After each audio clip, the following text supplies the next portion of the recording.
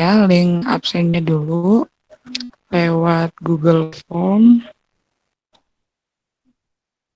Bentar.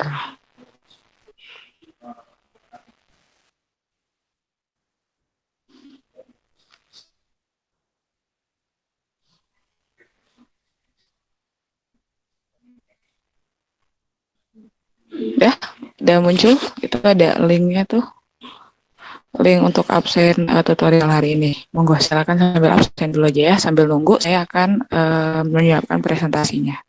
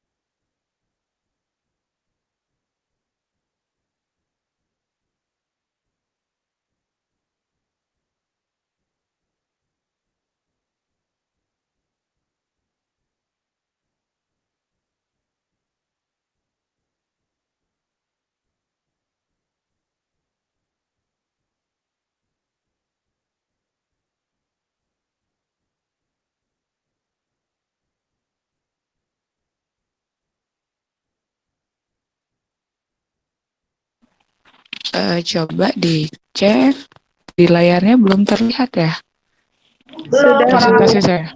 sudah Bu. terlihat. Ada yang udah terlihat, ada yang belum juga. Apa udah semua?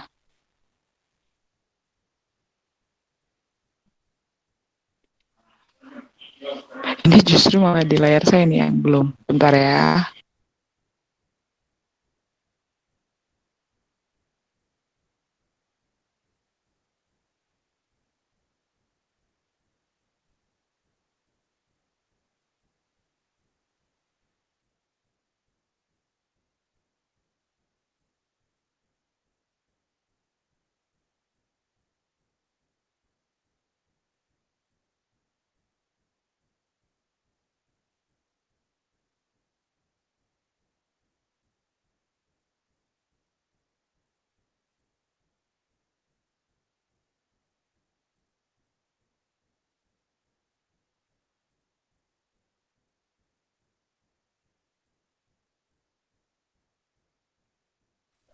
Oke, sip ya.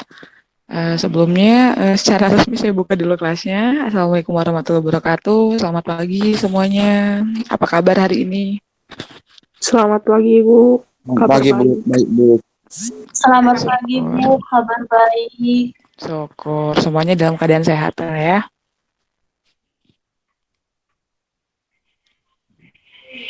Alhamdulillah, Bu, sehat.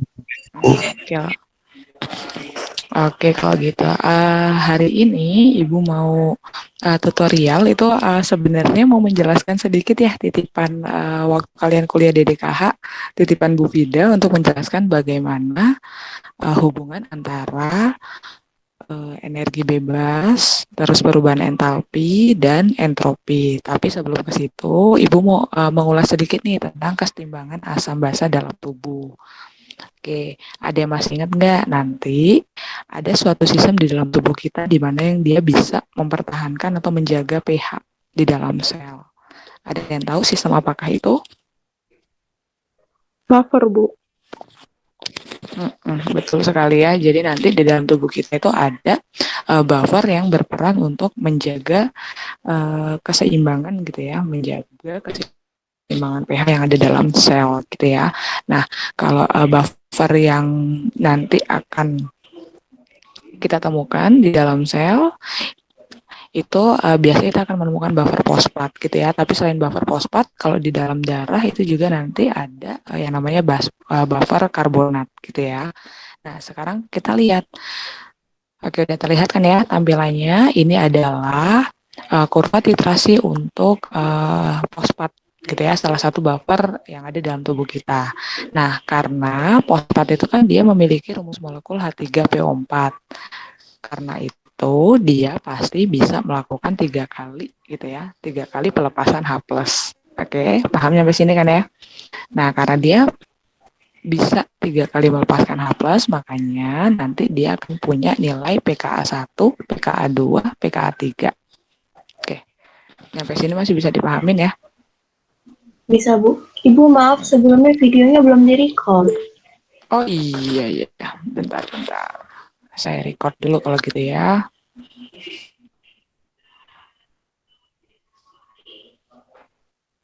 Jangan lupa ini ya, nanti kalian ada menyempatkan untuk screenshot, terus nanti kirimin aja ke Japri, Bu Ayu ya, buat laporan mengajar.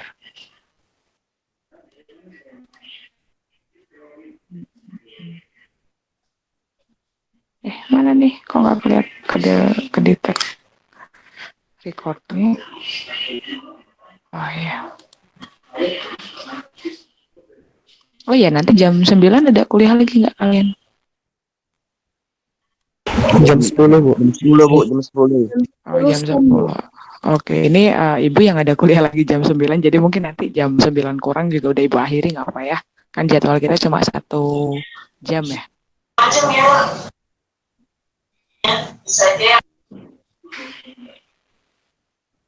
Udah muncul belum ya tanda recordnya? Belum, masih muter. Masih muter ya.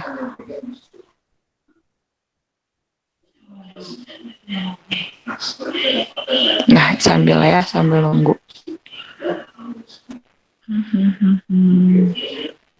Oke, kalian masih ingat nggak sih persamaan kalau kita misalnya melibatkan buffer di dalam perhitungan pH? Masih ingat nggak?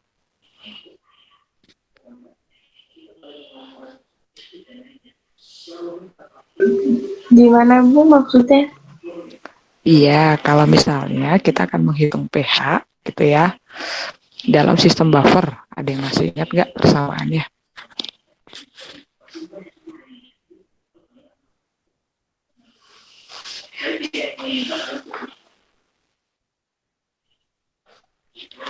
Kok ini ya, nggak recordnya dia muter-muter terus, kayak tidak respon gitu.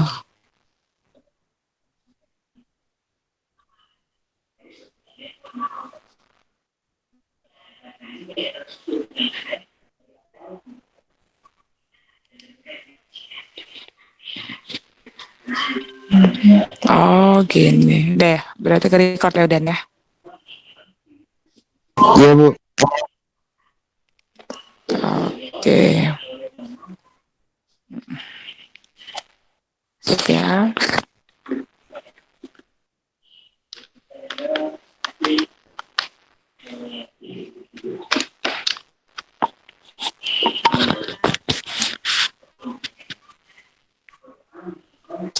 Bentar, Ibu konekin dulu ke penanya.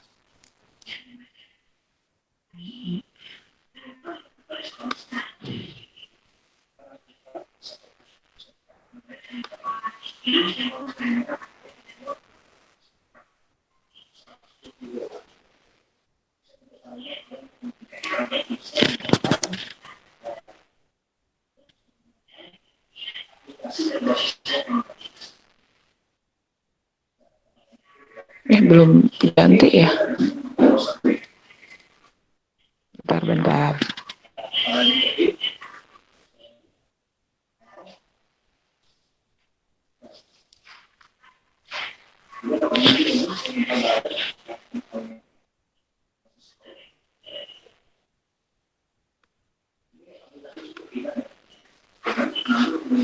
Oke ya, udah ya. Kita lihat ya di sini kalau misalnya kita punya H3PO4, berarti kan nanti dia akan mengalami 3 kali pelepasan H+ gitu ya. Misalnya Ibu tulisin H3PO4 ketika melepaskan satu H+-nya, dia kan akan menjadi nanti H+ gitu kan ya, ditambah H2PO4. Berarti muatannya berapa nih di sini? Muatannya adalah min gitu ya. Nah, pada saat dia melepaskan satu H+ inilah nanti kita akan mengenal ini ada yang namanya pKa 1 gitu ya. Terus lepasin lagi H2PO4 min gitu ya, dilepaskan lagi. Ini masih aman, masih kedengaran dan masih terlihat di layar kan ya? Masih, Bu. Bu. Masih, Bu. Ini kan berarti HPO4 2 min gitu ya. Nanti kita akan menemukan pKa 2 gitu kan ya. Dan seterusnya sampai akhirnya dia melepaskan ketiga H+-nya. H+ ditambah PO4 3 min gitu ya. Di sini dia nanti punya nilai pKa 3 gitu ya. Nah, ini buffer fosfat itu adalah salah satu buffer fisiologis yang dia memiliki range pH-nya itu yang cukup luas gitu ya, sehingga dia bisa menjaga pH pada daerah-daerah tertentu itu. Jadi misalnya di pH sekitar tubuh kita dia kok ada di rentang sekitar 2,5 misalnya gitu ya. Berarti nanti dia akan berperan gitu ya pada rentang pH yang pKa 1. Terus kalau misalnya jadi nanti persamaannya gitu ya, proses buffernya itu nanti dia akan melibatkan persamaan pada saat dia di pKa 1. Terus misalkan di sekitar tubuh itu pH-nya basah tuh sekitar 13, berarti nanti yang akan berperan bermain di situ adalah ketika dia ada di range pKa 3 gitu-gitu. Oke ya, sehingga nanti ya kalau kita menuliskan kesetimbangan suatu asam lemah, masih ingat nggak? Misalnya Ibu kasih asam lemahnya gini lah ya. Misalnya Ibu punya asam lemah AA, gitu ya. Berarti kesetimbangannya dia di dalam air. Oke, berarti gini ya. Nanti kan dia berarti akan melepaskan ya. Sorry. Wait. Mana penghapusnya? Harusnya A min ini, kok jadi H min.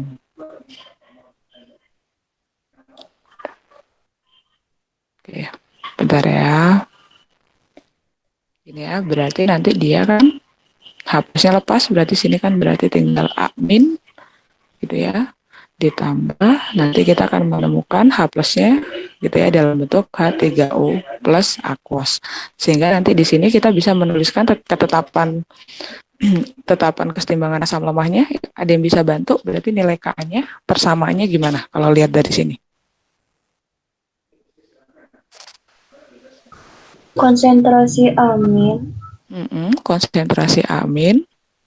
Terus? Pangkat 1 dikali H3O plus H3O plus per konsentrasi HA Konsentrasi HA, Udah, Bu. H2O-nya perlu nggak ditulisin? Enggak, karena fasenya AA. Enggak, Bu. Sip, Bu. karena dia fasenya liquid gitu ya. Nah, nanti biasanya ada yang bingung, Bu, kok dia pakainya H3O sih gitu ya. Sebenarnya ini itu sama aja dia adalah jumlah H plus gitu ya yang terukur pada keseimbangan itu. Artinya kalau kita mau mencari pH itu sama aja nanti kita akan menghitung dulu berapa konsentrasi H3O plusnya gitu ya. Nah, sekarang coba ya kalau misalnya Ibu punya soal seperti ini. Oke ya, coba kita pahamin. Untuk melakukan isolasi DNA plasmid bakteri, perlu disiapkan larutan kalium asetat dengan pH 5,5 yang mengandung 3 molar ion K+. Pertanyaannya adalah berapa mol kalium asetat dan asap asetat yang diperlukan untuk menyiapkan 500 ml larutan ini. Hilang Bu. ya? Hilang, Bu, slide-nya. Aduh, kok hilang nih. Tapi tadi ada yang sempat itu nggak nggak sempat foto lagi ya yang ininya ya, yang soalnya ya. Ada yang itu nggak? Ada yang punya materi di DKH itu sebenarnya soalnya ada tuh di slide-nya Bu Fida. Iya, Bu, ada.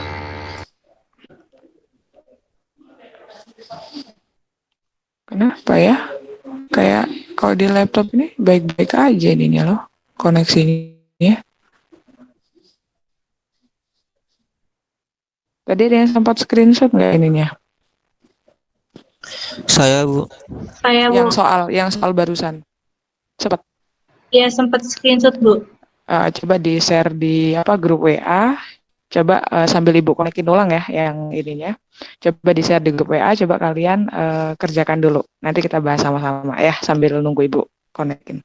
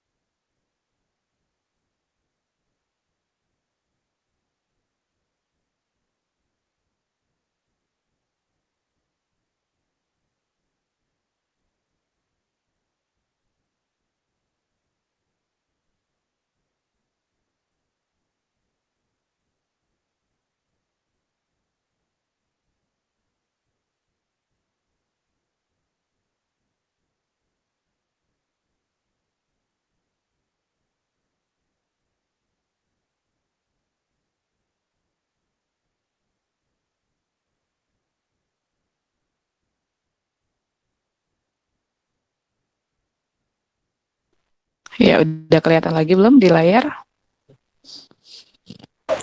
Bu.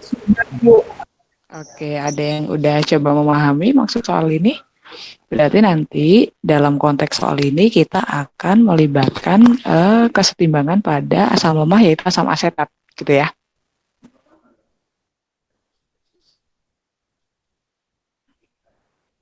Ada yang udah cobain?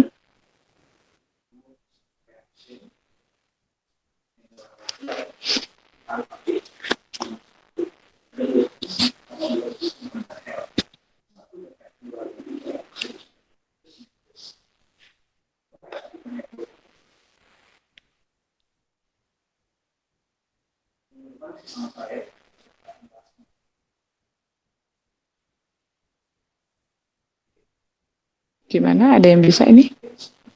Atau sedang proses? Proses, Bu. Oke.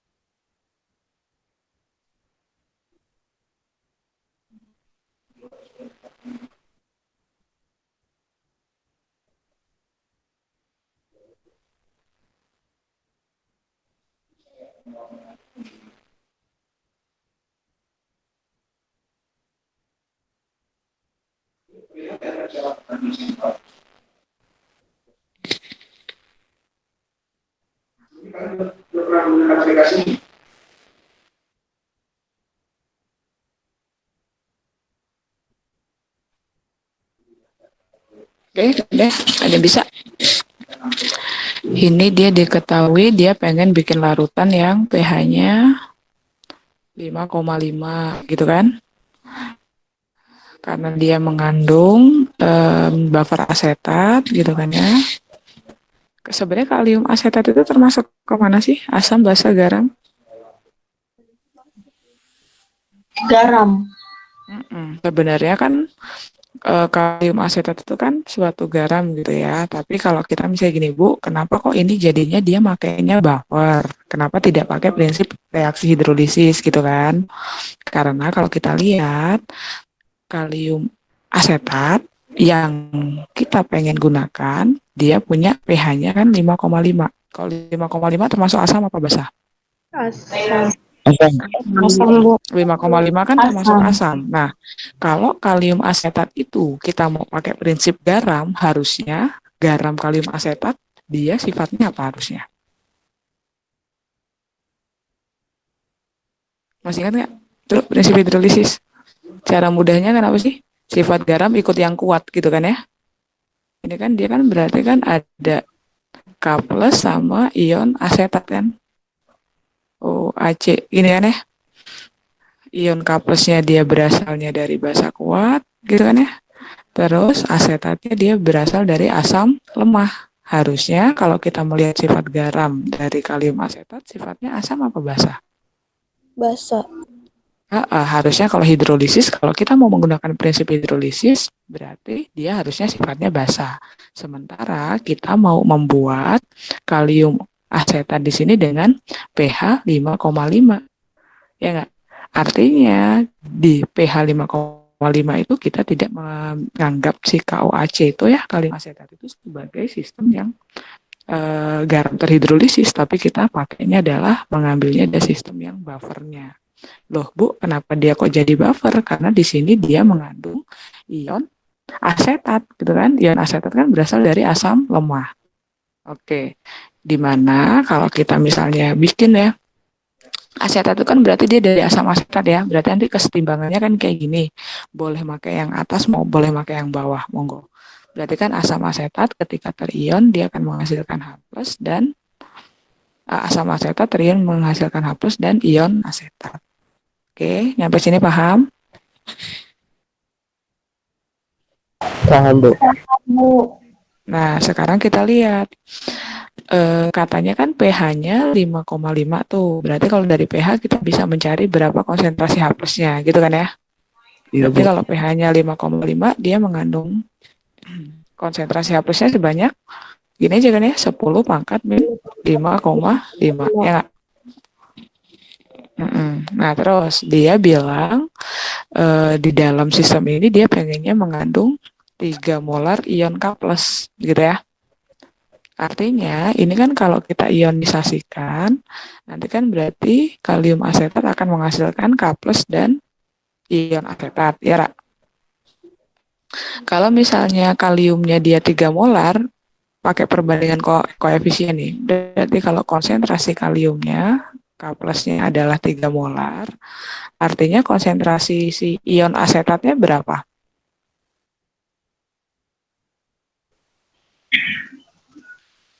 3. Karena kan pakai perbandingan koefisien dia juga pasti 3 molar, gitu kan ya. Nah, ion asetat inilah yang nanti kita tarik ke persamaan sini. Oke, kesetimbangan asam lemah. Berarti nanti kita kan punya persamaan. Persamaannya kan gini kan ya, Ka sama dengan konsentrasi H+, ya nggak? Dikali konsentrasi ion asetatnya atau OAC kalau di sini lambangnya, dibagi asam asetatnya, HOAC.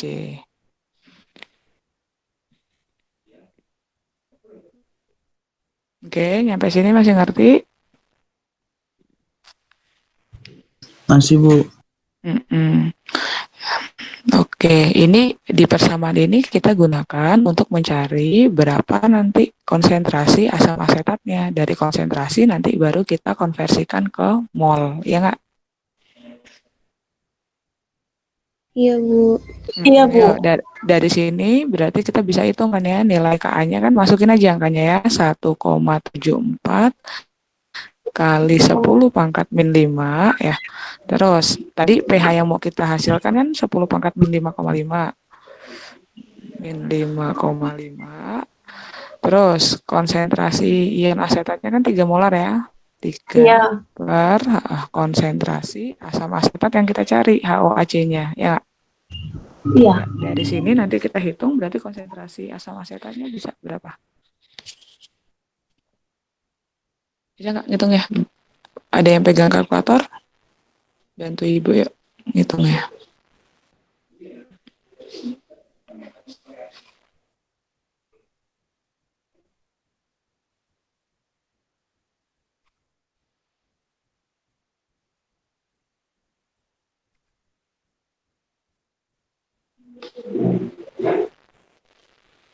Nemu? Ada yang nemu nggak? Hasilnya berapa nih? Konsentrasi asam asetatnya?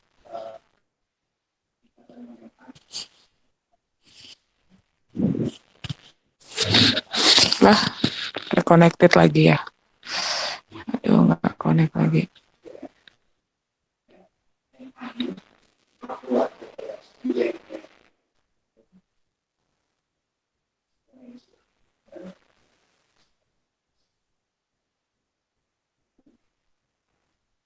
Irmawati, ada Irmawati?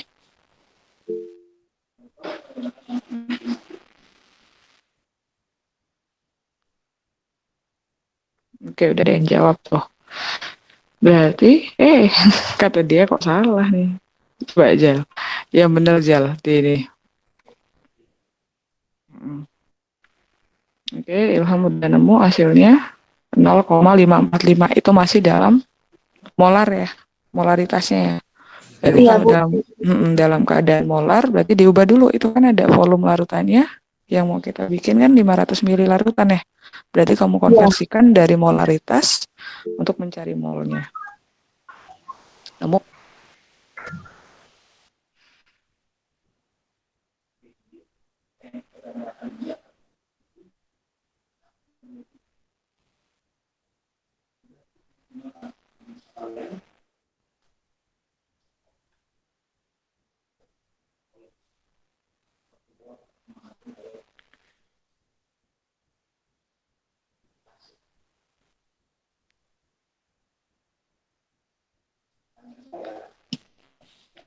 oke, dia nemu.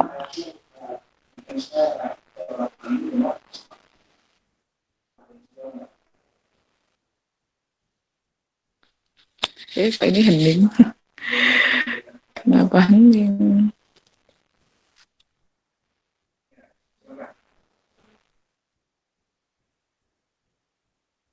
Ya ini Ibu tarik ya, Ibu tarik ke atas nih ya. Berarti nanti dari persamaan ini kita akan mendapatkan konsentrasi asam asetatnya tadi ya.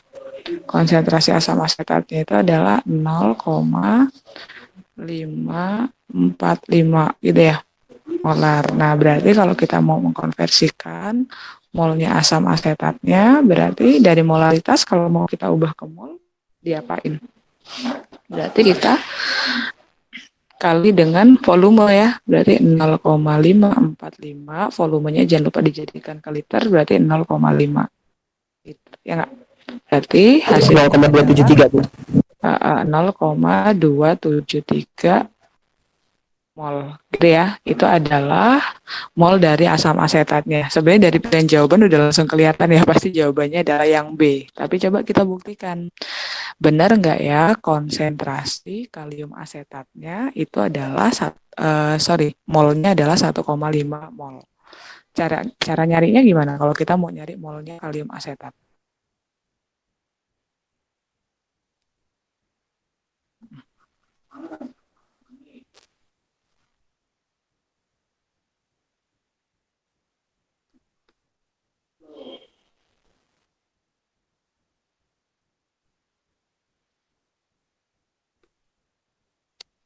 Halo? Ada yang merespon? Ya, cara nyari kalium asetatnya gimana? Kok nggak bisa ini ya? Kok nggak bisa dihapus ya?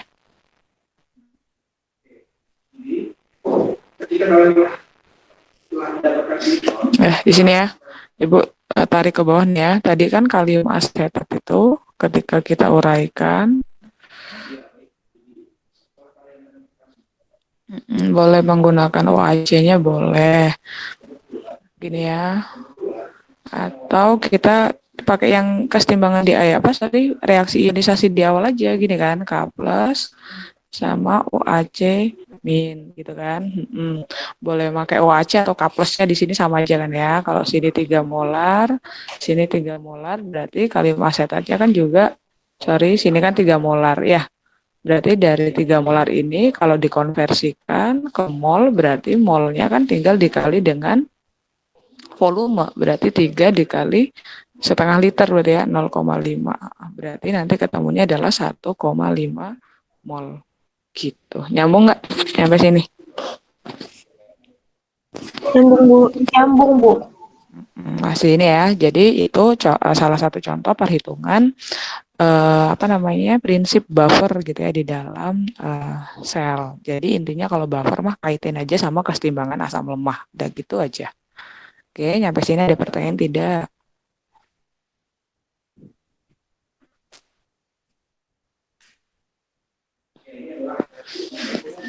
Belum Bu. Belum. Oke, berarti kita lanjut ya. Nah, setelah kita memahami sistem buffer yang ada di dalam sel, nah terus kita akan belajar nih tentang energetika dari suatu reaksi biokimia. Kemarin udah dibahas ya. Nanti kalau kita mau tahu suatu reaksi gitu ya yang ada dalam tubuh kita bersifat spontan atau tidak, kita tinjaunya berdasarkan berapa sih harga perubahan energi bebas Gibbs-nya atau delta G gitu ya. Nah, untuk meninjau berapa perubahan energi bebas Gibbs, nanti kita kan pakai persamaan delta G sama dengan delta H min T delta S gitu ya. Ini pernah di kimia dasar pernah kan ya? Ya nggak sih? Di termokimia ya dulu. Hukum termodinamika. Pernah kan ya? Pernah. Pernah, Bu. Nah, oke, sekarang kita tinjau nih di sini. Berarti yuk, misalnya kita mainkan. Kita pengen suatu reaksi yang bersifat spontan. Kalau reaksi bersifat spontan, berarti kita pengennya delta G-nya nilainya berapa? Lebih dari 0 atau kurang dari 0? Kurang dari Negatif Bu. lebih dari 0. Masa lebih dari 0? Kalau kita pengennya spontan. Kurang dari ya. Atau kita pengen nilai delta G-nya itu nanti bersifat bernilai negatif gitu ya. Atau delta G kurang dari 0. Nah, sekarang kita lihat yuk gimana ya caranya biar delta G kurang dari 0. Kita bisa tinjau dari sisi perubahan entalpi atau dari sisi entropinya gitu ya. Nah, sekarang kalau kita lihat dari sisi perubahan entalpi. Kita lihat nih nilai delta H di sini ya. Kalau misalnya kita ditinjaunya dari nilai delta H ya, berarti agar kita punya reaksi yang spontan. Agar delta G-nya menjadi negatif. Berarti delta H di sini nilainya harus sangat besar atau harus sangat kecil? Kecil. Kecil banget. Nah, coba ya kalau kita mengasumsikan nilai suhu T delta S itu misalnya kita buat dianya tetap gitu ya. Kita tinjau dari delta H-nya. Artinya biar nilai delta G-nya menjadi negatif, berarti delta H nanti nilainya harus sangat besar atau sangat kecil di sini? Sangat kecil Bu. Iya, harus sangat kecil ya nggak sih? Kalau nilai delta H-nya besar, nanti nih ya, besar gitu ya. Apalagi dia lebih besar daripada nilai T delta S-nya, pasti nanti nilai delta G-nya kan masih positif, ya nggak? Padahal kalau kita pengen yang spontan, artinya kita memerlukan nilai delta H yang sangat kecil. Kalau dia nilainya sangat kecil, artinya kita butuh suatu reaksi di mana nilai delta H-nya adalah negatif, ya nggak? Kalau delta H negatif berarti dia kecenderungannya reaksinya endoterm apa eksoterm? Eksoterm. Berarti kalau ditinjau dari sini dia gitu ya agar berlangsung berlangsung spontan, kita memerlukan suatu sistem di mana reaksinya adalah eksoterm. Oke, gitu ya. Kalau tadi kita tinjau dari delta H-nya. Nah, sekarang kita lihat perubahan entalpi. Kamu masih ingat nggak? Nanti kan kaitannya kalau dalam suatu reaksi itu hubungannya sama pemutusan ikatan dan pembentukan ikatan. Ya, nanti dihubungkan dengan energi ikat. Masih ingatkah kalian? Iya, Bu. Kita kan dulu kalau zaman SMA Ibu ingatnya gini aja ya, cara menghitung delta H gitu kan ya, nanti bisa dilihat dari, masih ingat nggak sih, dari data entalpi pembentukan atau dari data energi ikat gitu kan ya, ingat ya dari zaman SMA? Iya, Bu. Gitu ya. Nah, tetapi di sini kan kaitannya kita akan melihat bagaimana suatu reaksi di dalam tubuh, gitu kan ya. Jadi nanti kita akan meninjaunya dari proses pemutusan dan pembentukan ikatan, kayak yang hari Selasa kemarin Bu Vida menjelaskan tentang proses hidrolisis ATP. Masih ingat nggak?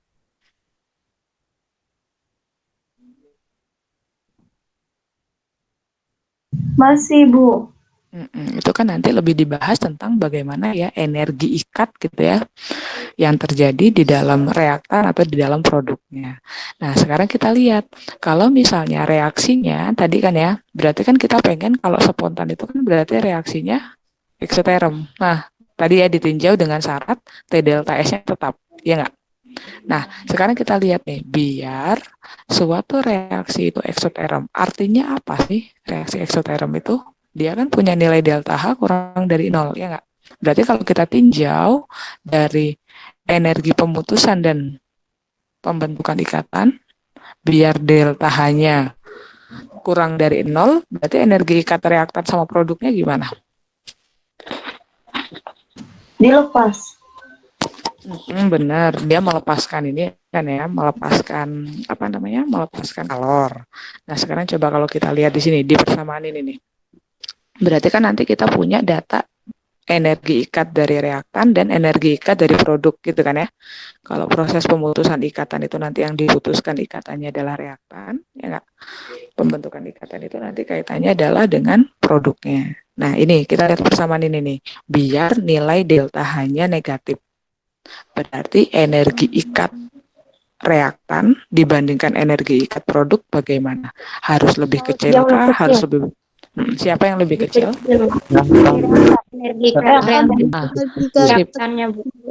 Artinya kalau kita pengen nanti nilai delta H-nya kurang dari 0, kita harus memikirkan, bukan harus memikirkan ya, berarti di sini kondisinya itu adalah, energi ikat ya, atau ikatan yang reaktan, itu berarti dia nilainya lebih kecil, gitu kan ya, dibandingkan dengan produk. Artinya, energi yang digunakan untuk pemutusan ikatan, gitu ya, pemutusan ikatan, dia membutuhkan energi yang lebih sedikit dibandingkan pembentukan ikatannya. Sampai sini nyambung? Nyambung, Bu. Nyambung, Bu. Makanya kan kemarin waktu Bu Pida menjelaskan pada proses hidrolisis ATP ya. Ingat nggak sih yang kayak gini waktu kemarin ya? ATP misalnya dia mau melepaskan fosfatnya gitu ya, misalnya menjadi ADP ditambah 1 fosfatnya gitu kan ya. Yang kalau nggak salah Ibu menjelaskan gini ya, ini ada suatu basa nitrogen ya nggak, terus di sini ada anggaplah ini aja ya, nah gini aja lah, nah gini ya, aku akan lebih itunya ya, ini kan ada fosfat yang pertama, anggaplah P1 ya, ada fosfat yang kedua gitu ya, ada fosfat yang ketiga gitu-gitu ya kemarin ya. Kan kalau mekanisme reaksinya kan udah dijelasin tuh kemarin, udah paham ya? Oke, nah katanya pada proses hidrolisis ATP, sampai sini masih bisa dipahamin? Pada proses hidrolisis ATP, dia itu reaksinya sangat spontan atau dia punya nilai delta G yang sangat negatif, gitu ya. Nah, sekarang kita tinjau delta G-nya negatif, kaitannya apa? Coba yuk, kalau kita tinjau dari perubahan entalpi reaksi, oke, ternyata kan kemarin masih kan nggak? Ikatan antara fosfat yang pertama di sini ya, fosfat yang pertama, sini fosfat yang kedua, gitu ya, fosfat yang ketiga atau ikatan fosfoester ya. Masih ingat nggak antara ikatan yang di P1, P2, P3 mana yang lebih kuat? Ada yang masih ingat? P3 bukan, Bu? Betul P3. P3. Kenapa ya P3 kemarin yang lebih kuat? Masih kan gara-gara adanya tolakan dari awan elektron ya.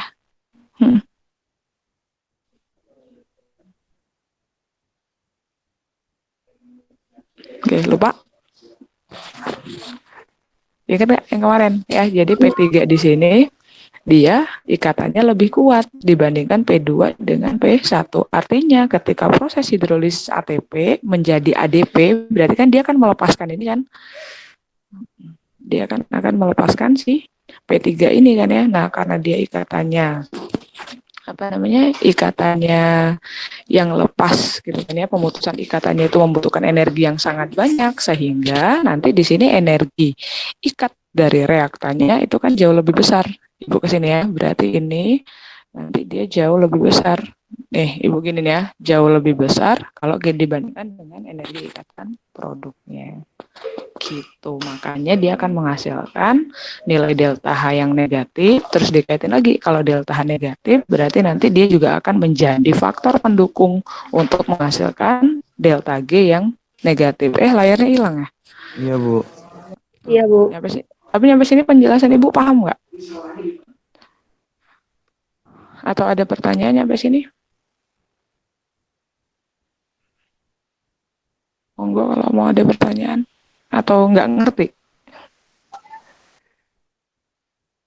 Paham kok, Ibu. Bisa diulangi nggak, Bu? Yang mana tentang nih? kenapa P3, kenapa fosfat yang paling pinggir yang di ini? Oh gitu, bentar. Ibu konekin lagi dulu ya ininya ya. Soalnya yang di laptopnya hilang. Jadi gini, sambil Ibu cerita ya. Kan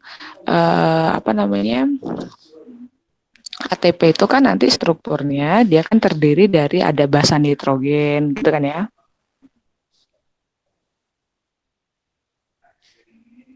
Iya, Bu.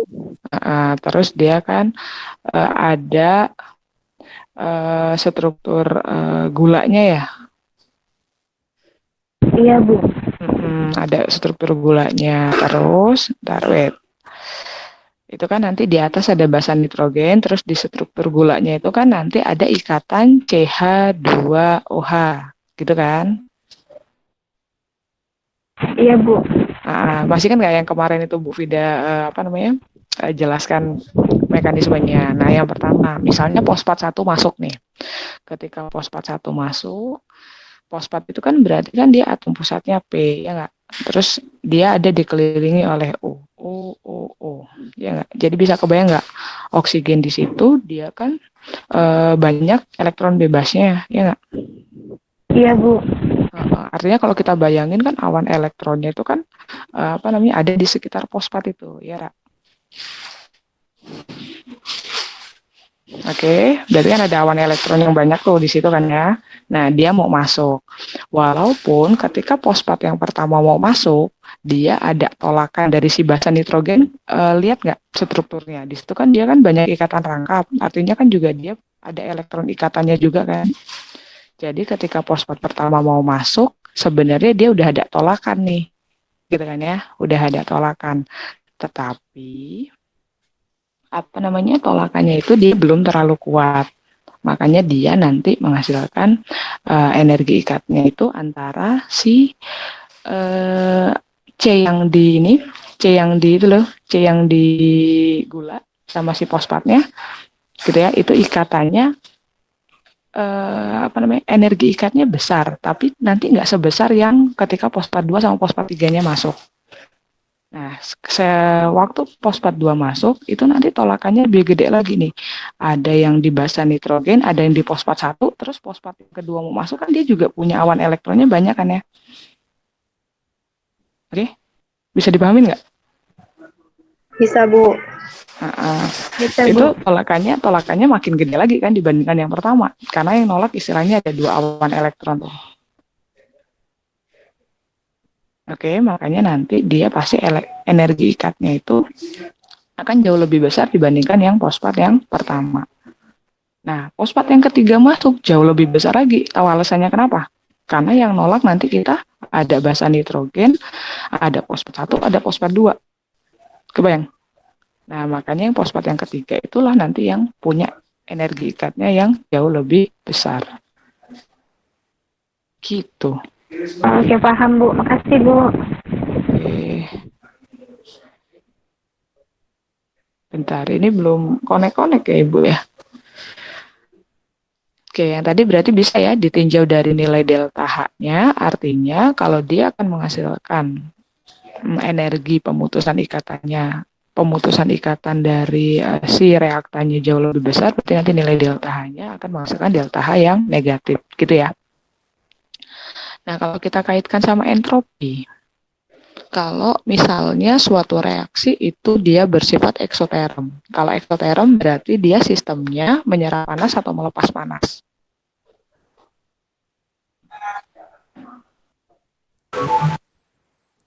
Melepas Bu. Suatu sistem melepaskan panas. Kalau dia melepaskan panas, artinya sistemnya di situ kan dia kondisinya lebih dingin tuh, ya nggak? Kalau istilahnya gitu ya.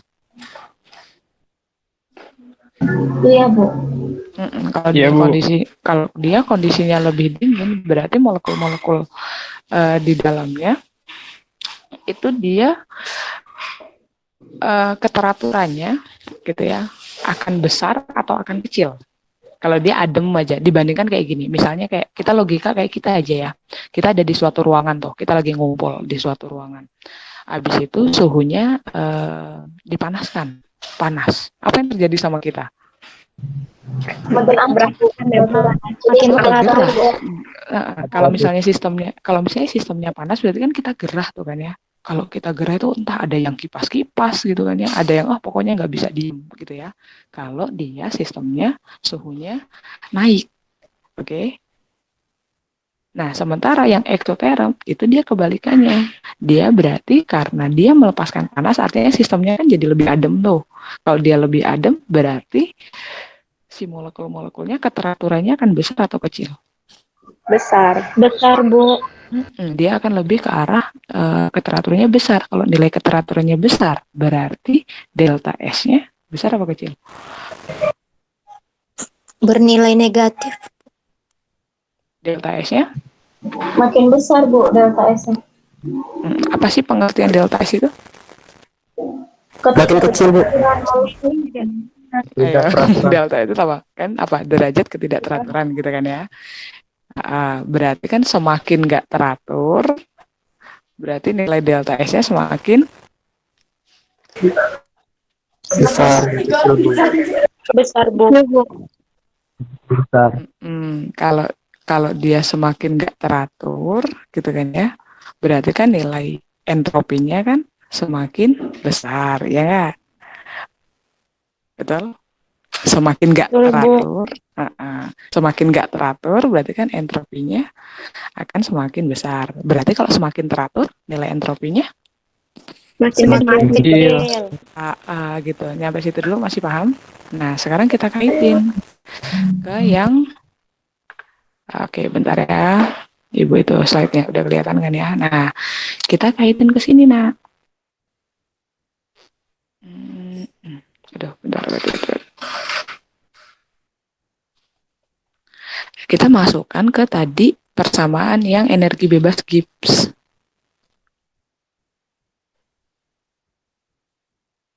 Bentar. Nah, tadi kan di energi bebas Gibbs kita punya persamaan gimana, Ti? Delta G sama dengan delta H min T delta S, gitu kan ya. Kalau kita bahas tadi yang sistemnya itu reaksinya eksoterm. Berarti kalau eksoterm tadi kan kita tahu nilai delta H-nya kan min ya. Oke, sekarang kita lihat. Tadi kalau eksoterm berarti entropinya semakin besar apa kecil tadi kalau eksoterm? Kecil, Bu. Semakin kecil, Bu. Yes, dia Semakin besar. Hah? Makin kecil, Bu. Masih ada ini nih, masih ada ya, Ya, kecil, Bu. suara yang yang besar apa kecil? Jangan ini nih, jangan galau nih. Kecil, Bu. Kecil, Bu. Oke, Ibu. Ibu perlu ulangin nggak tadi kan ya? Semakin dia tidak teratur, berarti kan entropinya semakin besar, ya nggak? Berarti kalau dia semakin teratur, entropinya kan kecil, ya nggak?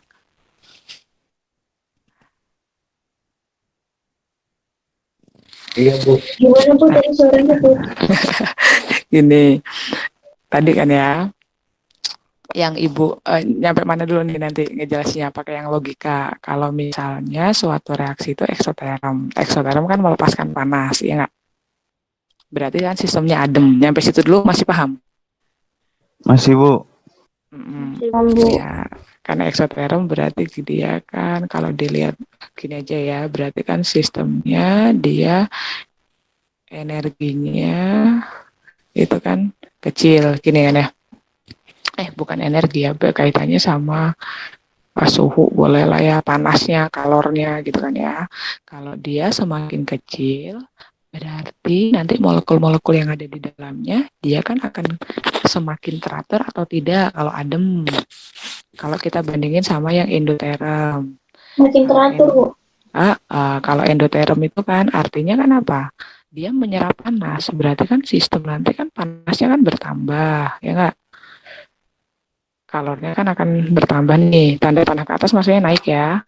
Kalau dia kalornya bertambah, itu kan artinya kan molekul-molekulnya di situ kan gerakannya kan tidak teratur, ya nggak? Soalnya dia semakin panas tuh sistemnya, ya nggak? Iya, Bu. Iya, Bu. Kalau dia semakin tidak teratur, itu artinya entropinya semakin besar, ya nggak? Karena entropi itu apa? Derajat ketidakteraturan, ya nggak? Berarti makin nggak teratur, berarti nilai S-nya makin besar. Oke, sementara yang di eksoterm, dia kan teratur nih. Berarti kalau teratur, entropinya kecil. Nah, nyampe sini dulu paham nggak? Paham, Bu. Paham, Bu. Paham, Bu. Nah, sekarang kalau kita lihat di sini berarti ya. Oke, berarti kan ada dua kondisi tuh, ada eksoterm sama endoterm. Kalau kita masukkan yang eksoterm yuk, delta H-nya di sini nilainya negatif. Oke, entropinya kecil di sini kan ya, min. Berarti kalau pada reaksi eksoterm, pendukung agar kita mendapatkan reaksi yang spontan atau delta G yang negatif itu dia lebih didukung dari nilai delta H atau dari nilai entropinya. Paham nggak? Biar delta G-nya negatif tuh.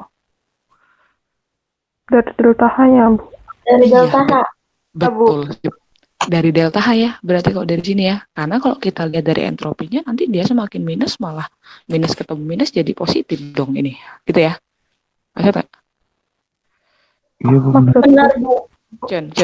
berarti pada proses eksoterm inilah gitu ya nanti yang menjadi trigger utama biar kita mendapatkan nilai delta G yang negatif itu nanti yang sangat berpengaruh adalah besarnya nilai delta H-nya gitu ya. Kita mengharapkan delta H-nya itu makin negatif. Oke, karena kalau dari entropi nggak bisa diharapkan nih, kalau dia entropinya justru makin kecil nanti nilainya justru akan lebih positif. Berarti faktor pendukungnya adalah dari entalpi. Nyambung? Nyambung, Bu. Nyambung, Bu. Nyambung, Bu. Nah, sementara kalau di proses endoterm, apa yang harus kita lakukan ya? Biar delta G-nya itu nanti bernilai negatif pada endoterm. Ibu tulisin lagi nih, delta G sama dengan delta H min T delta S. Gini ya. Gimana ya tadi suaranya? Siapa tuh tadi? Ada sounding-sounding biar ini nilai delta G-nya negatif. Delta S-nya diperbesar, Bu. Delta S-nya diperbesar. Dasar lebih besar. Gitu kan S ya. Soalnya kan kalau pada endoterm dia kan nilai delta H-nya saja sudah besar kan ya, sudah positif. Berarti biar ini nilai G-nya negatif, berarti di sini nilai T delta S ini yang harus semakin besar, gitu nggak? Iya, Bu, gitu. Iya, Bu.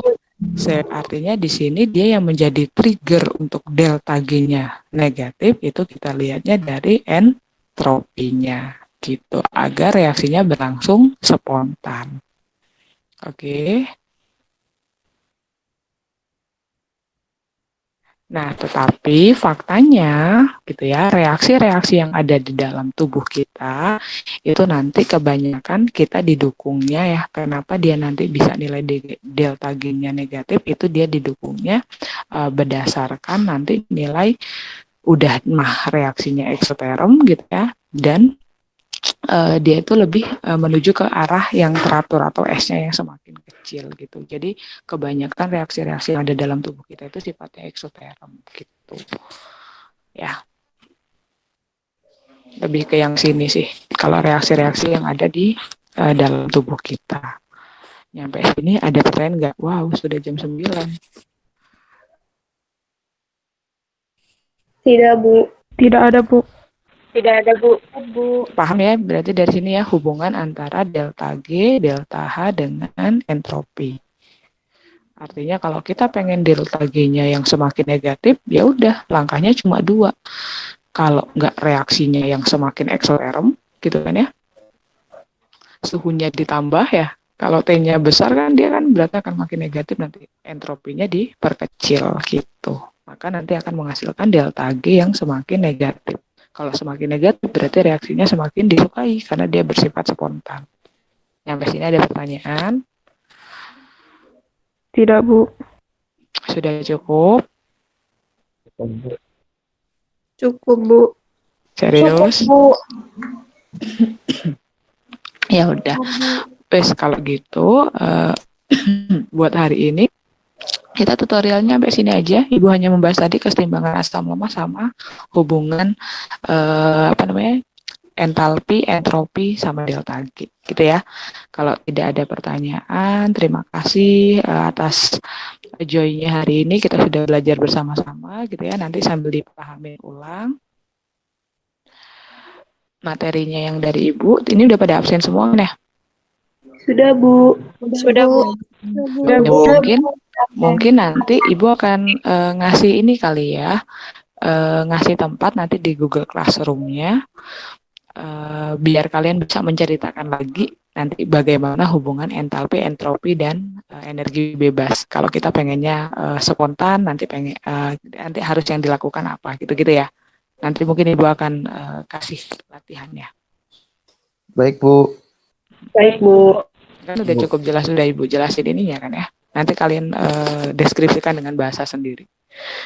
Oke ya, sip. Terima kasih untuk hari ini. Tetap jaga kesehatan, gitu ya. Tetap hindari keramaian. Patuhi protokol kesehatan ya. Semoga semuanya dalam keadaan sehat. Sip ya. Thank you buat